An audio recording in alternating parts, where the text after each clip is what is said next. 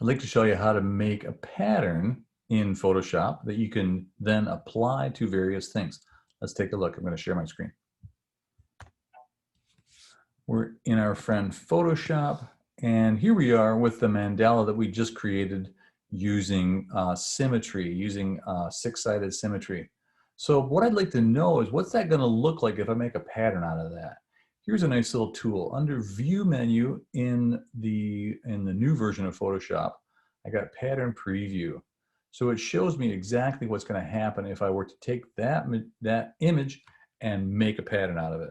Think like fabric or wallpaper. I can do a select all, Command A, and then Command T gives me free transform. There's under the edit menu. You guys all know about that one. So I can rotate, I can resize, so I can do things like that to it to see, well, what will happen if I have that in a different orientation. If I shrink it and hold down the Option key, it shrinks from the center. So I can see what happens, what works best with less space or more space in between the various mandalas. So I kind of like to make it about like that, I think. Good, done. Now what I can do is come up here and define that pattern. So if I choose this, it will create a new pattern. What you're looking at over here on the side is my pattern menu right now. Right now, this doesn't exist. I got lots of other stuff in here, but not this one, mandala. Okay. So you see what just happened. It created a new pattern that lives here next to the other mandala, and I've got all those options now available to me.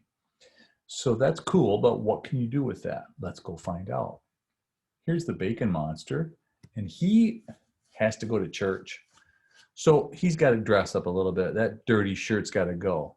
So right now what I've done is just I've used my lasso tool and I've drawn kind of a crappy outline of his shirt.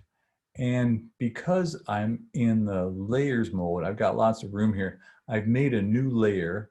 I think I better bring that up above the color layer so I can see there's my inking layer and then there's my color layer. So it's in between here.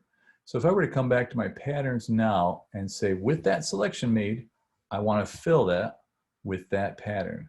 Isn't that cool? Like, that's how hard it is. I can change it to that one. So we can see what looks best on him. Oh, that's very handsome. Now let's take a look at some controls. I don't know about you, but I find that pattern is just a little bit too big because you only get a couple of the mandalas on there. I want more of the pattern effect. So if I come back to here, double click on my pattern window, I get a scale and I can choose to make that bigger or smaller, and it will show me what that looks like. So I can dial up or down, or of course I can type in a number here and say, that looks marvelous. You are ready to go to church, young man. As you also know, we've got lots of controls up here. We could change the way that that shirt works on top of the other shirt that's underneath, the various colors that are on there.